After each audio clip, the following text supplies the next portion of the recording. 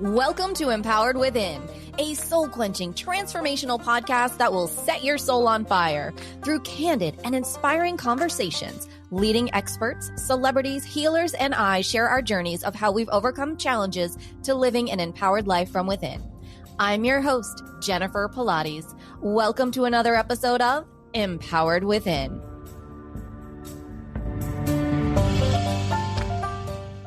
Hi there, and welcome to the show. I'm excited to have with us today James Meeker.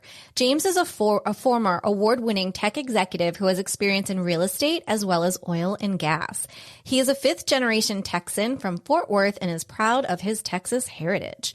James has volunteered his time to help several charitable organizations around the globe. He works remotely managing his businesses, including one based on a car part he invented and patented. After a life-changing event in 2018, James sold his house and truck, began traveling full-time, and is passionate about meeting people around the world, experiencing different cultures, and sharing kindness with those he meets. Welcome to the show, James. Thank you, Jennifer. Howdy. Mr. Globally James, I have a really big question for you. What inspired you to become Globally James, to pack your bags and travel the world? Well, I had a series of unfortunate things happen, sort of tragedies in my life. And it started when my father had a long illness with dementia and he passed away, which alone was pretty heartbreaking. And then within a few short years, people in my life did things that I was certain they'd never do. Some family members viciously attacked me and my eldest brother in the legal system. And just as that was coming to an end, I was hit with a divorce. And then a few weeks later, I discovered she'd been having an affair with her best friend's husband. And it was, to me at the time, a devastating heartbreak and just the worst kind of betrayal. And at that point, I pretty well lost faith in humanity and God at that point in my life. First and foremost, I'm so sorry for your father's passing. I know that it is not a kind disease at all. I've had that in my family as well. So I do. Yeah. I'm so sorry for that. Thank you. He was such a brilliant and a lovely guy. Mm-hmm. Now, were all of these events, which sound very, very much domino-esque, were they in a very short time period? Yeah, I'd say it all happened within 2 years. I mean, Dad was sick for a while, but then when he passed, then everything else just, like you said, dominoed. Mm-hmm. Oh, my goodness. It's like almost as I was getting over one thing, another one would hit. They say it comes in threes. True. My goodness. How long were you married for? 12 years. Wow, that's a long time. Yeah. Wow. What helped you along the way through each of those to get through?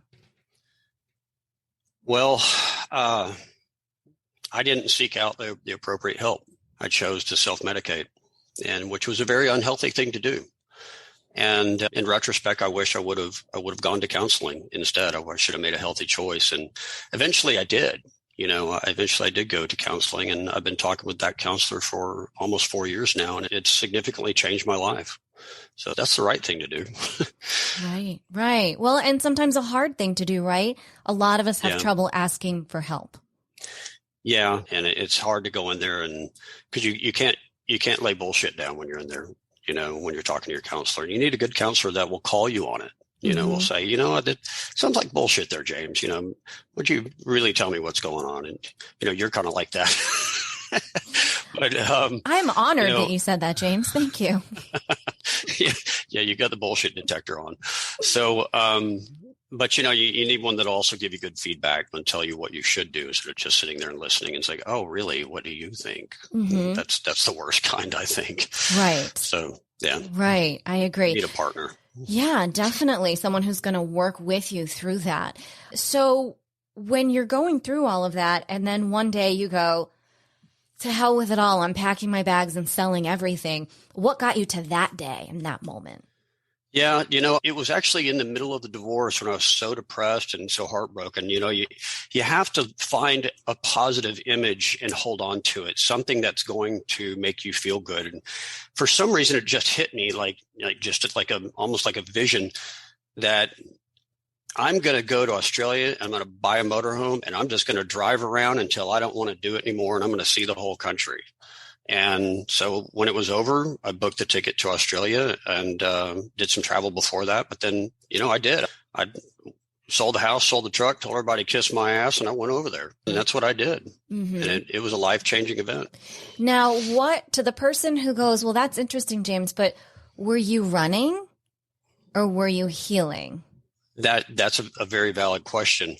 I would say that it's fair to say that at some level I was running because I needed to change all the circumstances in my life so that I could heal.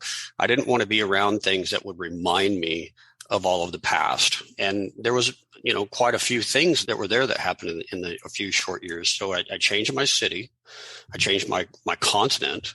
I changed the way people were talking to me, because I got to go hear a totally different dialect, and they have a different culture. And I only listened to their local radio. It's called Triple J, and they only play Australian songs. So I didn't have any of the songs even on the radio that, would have reminded me of things. Mm-hmm. And, completely different animals and what do they call it? Fauna and flora. All that was different. And so I literally changed everything I possibly could about my life so that I could give myself a good opportunity to grow and learn and really heal myself up. So yeah, it's fair to say that I ran a bit, but I also was trying to put myself in the most positive environment to grow and heal that I possibly could. It sounds like it. It sounds like you really wanted to structure yourself so that you could go inward without the distractions. Exactly. And mm-hmm. and they are lovely people, the Australians. People say, what was your favorite part of Australia? I say it's the people. They're so kind, and they're ready to take the piss out of themselves as well as you.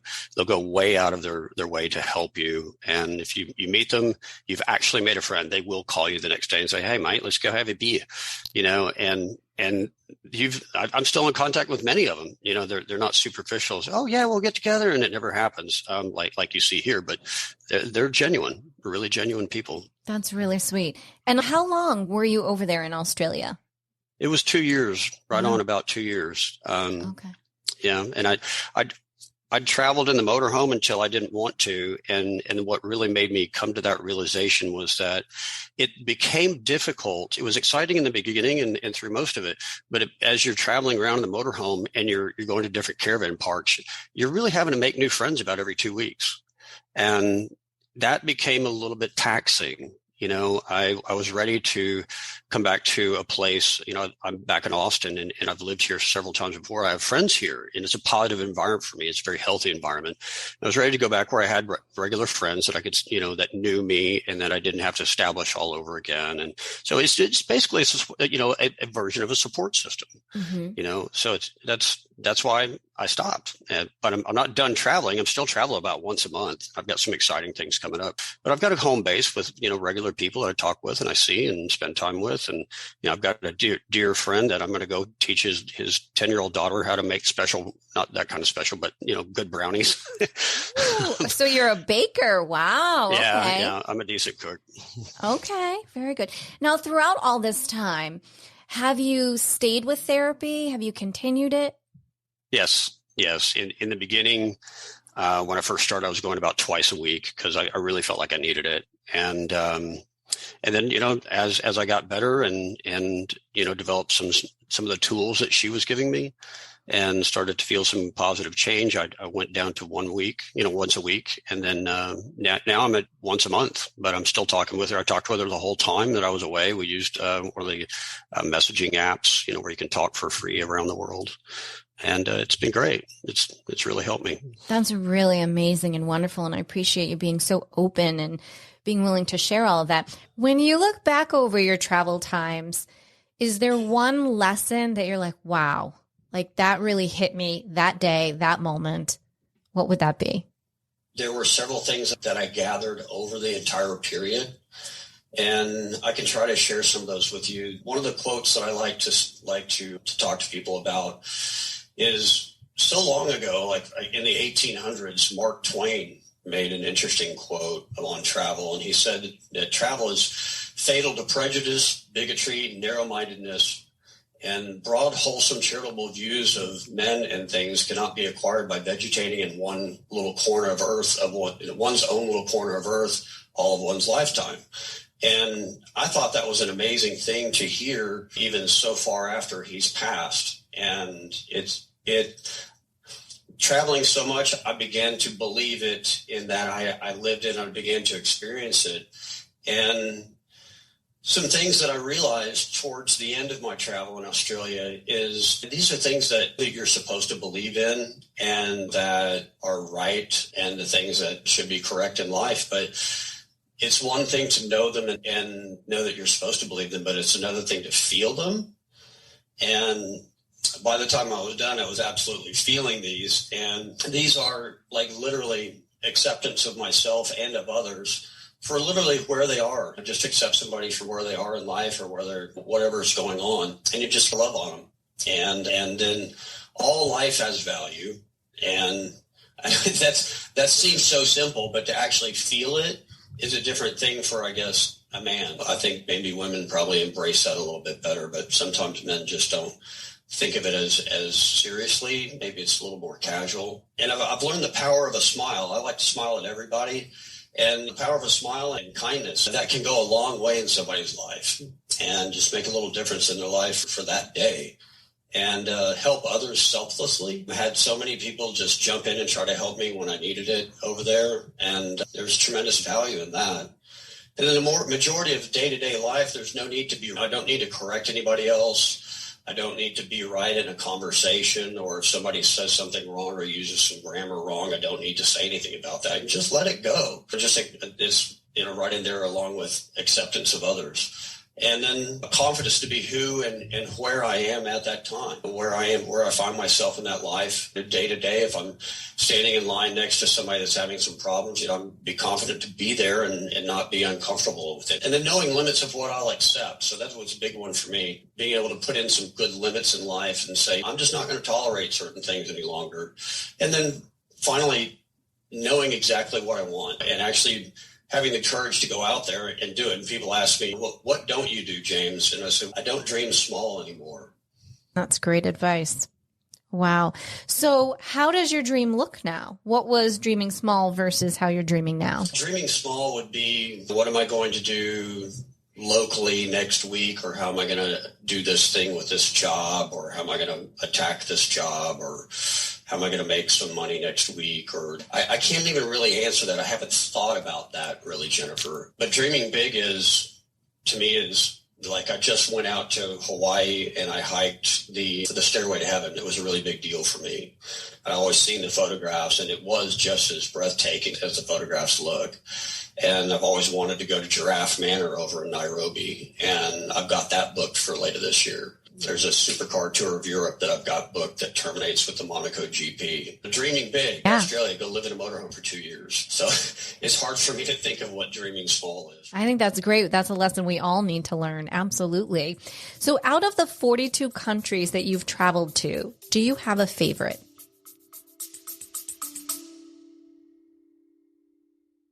Hey, Jordan Harbinger here of The Jordan Harbinger Show. Subscribe to the only show that will show you how to apply the world's greatest ideas from the most striking minds. We've got spies and CEOs, athletes and authors from Kobe Bryant to Malcolm Gladwell, Tony Hawk and Howie Mandel, and the chairman of Google, founders of LinkedIn and Instagram, antiquities smugglers, con men, brilliant scientists, national heroes, and even the head of the CIA. Come join and have a listen for yourself. Subscribe right now to The Jordan Harbinger Show, available on Apple Podcasts, Spotify, and wherever you're listening now. I have several favorites, and I can't say there's any one because there's so many things that I love about so many different places. And Audrey Hepburn said it best, Paris is always a good idea.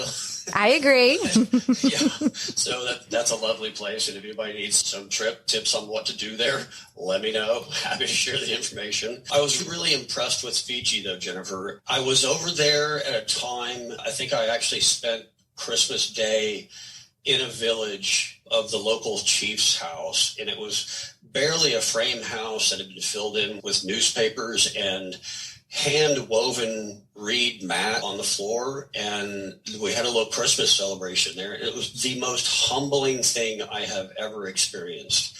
it actually brought me to tears. I was just crying, going, "Oh my God, these people are so happy and they've got so little." And it just really changed my life in realizing how little people have to actually be happy. And then when I got home, I'm like driving into my subdivision of my little HOA, and I'm look at these freaking mansions that we live in. And I remember just weeks before being there and thinking, gosh, I wish I had X, Y, and Z. And then coming back going, I just saw a kid with a half of a Tonka truck tied to a string, and he was happy as anything. And he didn't have video games, and he didn't have so many things. And he had the biggest smile. Fiji's pretty awesome as well.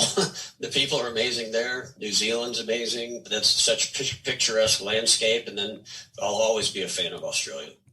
Do you have a favorite food in the world? Yes. I would have to say that's going to be in Sydney. And it's at Harry's Cafe de Wheels. It's called a tiger pie. And I can share a photo of that with you. Oh, that would be great. We have a lot of listeners from Sydney. It's a savory meat pie with mash, which is what they call mashed potatoes, and then mushy peas, which is green peas mashed up. So you get a meat pie with mash, mushy peas, and then a brown gravy ladled right down into the middle of it. And it's called a tiger pie at Harry's Cafe de Wheels. It's amazing. Oh, wow. That sounds like really good homey kind of food. Stick to the ribs. You're going to feel good. Yeah, it's great. I got a photo of it. A friend of mine took a photo of me eating one, and I posted on my Instagram, and I tagged them, and now they posted it on theirs. So, oh, cool. So I'm doing some advertising for them. Oh, that's great. Yes. Accidentally, but yeah. Oh, that's so sweet. What advice would you give to someone who is maybe in the middle of a major transition, doesn't necessarily have to be a divorce, but is just not happy with their lives, and is listening to you and saying, wow, James, this sounds great. I think I'd like to follow in your footsteps. What advice would you give to someone to start? To start, I like to plan pretty far in advance. There's a lot to be said for spontaneity, but I like to plan in advance. And when I first started traveling, that really helped me, because what I like to do is I go buy the flight. I'd schedule the time off. I'd buy the flight, and I'd pay the flight off. And so that way it's booked, it's done, and I'm committed. And then I do the same thing with hotel. I'd go ahead and pay the hotel off. I'd buy it, pay it off, and then you're committed to go. But if you need to start small, that's fine. There's the Red Bull Soapbox Derby going on in mid-June up in Des Moines, Iowa. So that's within the United States, easy to go do. And it's just a totally wacky show that would, you could go have a lot of fun watching. So then there are different categories. Do you want to go for a party? Do you want to go for culture, meaning I would say Paris again? Or do you want to go cultural? And that would be go experience, do like a village stay in Fiji. So that's cultural. And then do you want to just go see the awe of nature? And then something that usually Yellowstone Park or something like that. If you want to really want to go big, go to Iceland or something like that. But there's some other things that was written. There's a poet and a songwriter named Gio Evan, an Italian poet and songwriter named Gio Evan that has a very excellent quote that even takes it even further than what Mark Twain had said. And so if somebody's in a transition, I would encourage them to seek out this quote, because it helps you understand what you're going to get out of it. And if you don't mind, if you'll indulge me, I'd like to read it to you. Please. Yes, please share. So it goes, try to travel, otherwise you may become racist, and you may end up believing that your skin is the only one to be, that your language is the most romantic, and that you are the first to be the first. Travel, otherwise your thoughts won't be strengthened and won't get filled with ideas. Your dreams will be born with fragile legs, and then you will end up believing in TV shows and those who invent enemies that fit perfectly with your nightmares to make you live in terror. Travel, because it teaches you to say good morning to everyone, regardless of which sun we live under. Travel, because it teaches us to say good night to everyone, regardless of the darkness we carry inside. Travel, because it teaches us to resist, not to depend, to accept others, not just for who they are, but also for what they can never be, and to know what we are capable of, to feel part of a family beyond borders, beyond tradition and culture. Traveling teaches us to be beyond. Travel, otherwise you end up believing that you are made only for a panorama, and instead, inside of you, there are wonderful landscapes still to visit. Shall we just say mic drop and call it a day at that? Because that literally sums up what we've been through in 2 years, what we're going through, and that is absolutely stunning and beautiful and amazing. Thank you for sharing. It's a gorgeous piece of writing. Again, it's Gio Evan, poet and songwriter from Italy. Wow. Amazing. Amazing. So let's talk about your travel and your work. So are you really still working while you're traveling? A little bit, yeah. I've got the little parts business that continues to be profitable. It took off really well during COVID. It's going very strongly. I'm very surprised. The car that it is designed for hasn't been produced in 7 years, and the part's still selling strongly, yeah. And I've got another business that I'm starting up, and then of course I have investments that I have to manage remotely.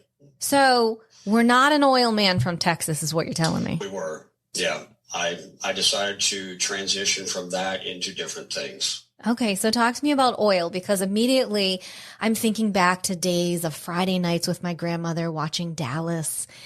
And I thought you'd get a kick out of that. Cliche. That's so cliche. Yes, I wear boots. I come from a long lineage of oil men. My great-grandfather to get into the business, and then my grandfather and my father.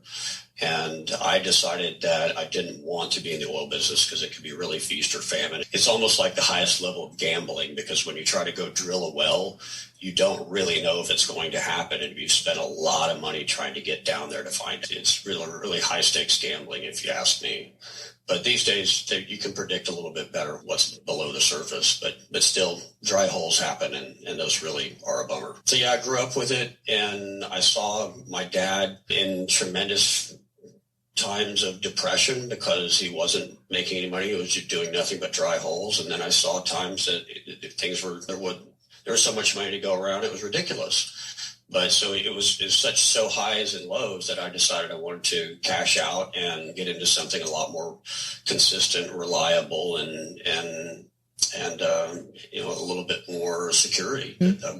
Things can't get yanked out from underneath me. Yeah, that makes sense, especially with everything as the way the world is today. What do you think is the most challenging aspect of your life with business and traveling? I wouldn't say there's any challenge between business and travel for me. The challenge for travel for me is that although I'm happy to go travel alone, I don't like to travel alone so much anymore. And it's difficult to find somebody who can pick up and go as much as I do. And finding travel companions to go along is one of the biggest challenges for me at this time. I can imagine, but hopefully that challenge is getting easier now that there's so many people becoming virtual, like both of us. So hopefully there's a new avenue opening up. I would hope that.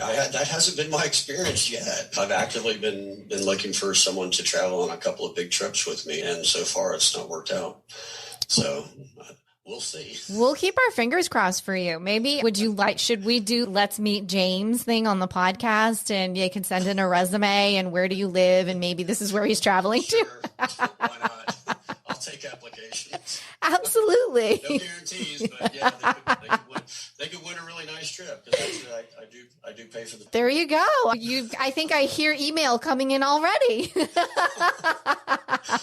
Oh dear Lord. Oh, that's funny. Oh, Thanks, Jennifer. You're welcome.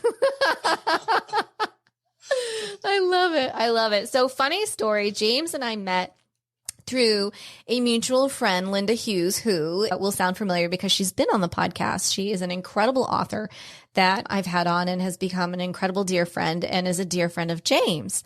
And we found out something pre-show that was very interesting, or I found out that James is actually based on some of the characters in her books, which should make it even more interesting for you. And so I have to tell you, so here we were chatting, and as the podcast is starting, and I'm starting to go back into all the books that I've read, and I'm like, oh, each character, like I can pick it out now. Like I know, like I wish we could have a three-way right now with Linda. I would call her in and be like, we need to talk about this. Yeah, it's funny. She's such a sweet lady. I met with Miss Linda on a plane coming back from Scotland, and she was kind to me at a time in my life that I really needed it. And we stayed in contact, and she's written me from time to time, and she's followed my Instagram. And I think 3 times now she's told me that she's based a character off of me, which is, I'll have to giggle at that. I'm like, okay, I'm not sure what to think of that. Is that the scoundrel or is that the good guy? What is that? I don't know. But I had a lovely opportunity to meet up with her and her husband and some of their friends just this past fall. They were down in San Marcos, Texas, and we had a nice lunch. It was nearing Christmas. And we had just a lovely time together. And I was able to tell her that she was kind to me at a time that I needed it. And she didn't know that before. And then meeting people like her and some other of the gorgeous people like Mark and Robin in Australia and Ian and Tammy in Australia. There's others, my dear friend Stephen. They're gems in life that you meet as you travel that make a difference in your life. And that's one of the main reasons I like to travel, is just to meet people that are just so amazing that you wouldn't expect. And some of these people are very unlikely friends. If I saw them walking down the street in Austin, I may not say hi. But because of where we are together and thrown together in the travel, it gives us the opportunity to share life together. Mm-hmm. That's beautiful. Yeah, Miss Linda is amazing. She is. Miss Linda is amazing. She's going to love hearing us gush over her. And her books are amazing. So you can go back and check the podcast that has Linda Hughes in it and check out her books and so on and so forth. So we're coming to this time in the show where I ask this one pressing question. Are you ready? What is one thing that no one knows about James? No one. I can't tell you those things. You can take it any direction you want to. Feel no pressure. Okay. I'm actually a lot more introverted than people would imagine. I am. Sometimes it is very difficult for me to be outgoing and say hello and push myself to strike up a conversation and to listen, because I'm a lot more introverted. Sometimes I would much rather just stand there and be unnoticed. Yeah, I'm probably a lot more shy than most people would imagine. I am surprised to hear that myself. Interesting. Thank you for sharing that with us. Yes, ma'am. Yes. What one piece of inspiration would you like to leave with our listeners today? I like to say that not only go ahead and get your things booked, but when you get there, don't do the touristy things. Look for the things that are off the path. And I think like Viator is a good thing to go find unique tours. Like I did a walking tour in Stockholm. That was amazing. And when you show up to your tour, walk straight up to everybody right away and say, howdy, I'm James. Just go straight up and talk to everyone. And it gets the ice broken right away. Everyone's a lot more friendly during the tour. And then when it's over with, ask everybody to go to dinner, because that's where you make the friends. That's where you exchange the details. And that's where you really find out if you want to stay in touch with some of the people. And look for the off the path. Get out of your comfort zone. And if you're thinking about go to LA, go to Hawaii. If you're thinking about going to Hawaii, go to Fiji. If you're thinking about going to New York, go to Paris. Seriously, go to Paris. So go further than you were planning to go. Look for things that are out of the ordinary. Go to Red Bull Soapbox. Go to the Steel Timber Sports Championships in July in Hot Springs, Arkansas. They have lumberjacks and lumberjills. And it's the U.S. Championships. Go watch these things because they're different. They're things you wouldn't normally do. In Spain in August, there's La Tomatina. It's like the world's largest tomato fight across the city. Go do that. There's the Krampus Festival in Germany where they scare the heck out of children in December. Go do that. Go find an elephant sanctuary in Thailand and volunteer 30 days and get to know the elephants if you can. Dream big. Don't dream small. That's beautiful. I love it. I'm so inspired. I need to go book a trip. I really am excited. Everybody that knows me knows I love an adventure and I'm always taking the off-road to get there. I love a good road trip, but yeah, I'm 30 days with elephants. Oh my goodness. Yeah. Wow. There are opportunities like that. There's a whole organization that you can go and look for village stays around the world. So like in Fiji, you can go stay on a remote island in a little village. You have to meet the chief. You have to do a kava ceremony with him. And then you stay in these little huts. There's no electricity, there's no running water, and there you are. And one of the guys in the village goes off and spearfishes, and that's what you eat. These things will change your life. Absolutely. And what do they say? There you are is where you are.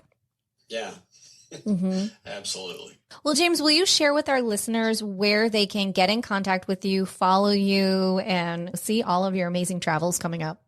My biggest thing that I try to keep everybody updated with, and what I started with, is Instagram. And so that's Globally James.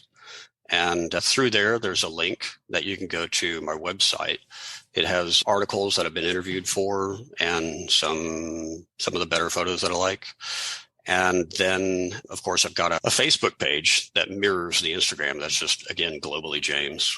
And if somebody really wants, some good travel advice or something like that, I'm on email. It's globallyjames@gmail.com. So you're seeing a trend here. I see a trend. That's wonderful. And as always, all of that information will also be over in the show notes.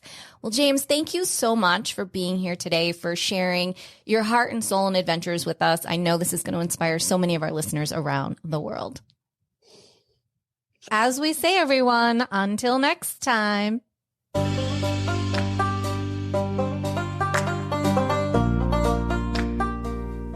Thank you so much for tuning in to another episode. Please remember to rate, review, and subscribe to Empowered Within with Jennifer Pilates. Your feedback is important. It helps me to connect with you and gives me insight into who you are and what you're enjoying about the show. For today's show notes and discount codes from today's sponsors, head over to jenniferpilates.com. Until next time, may you live an empowered life from within.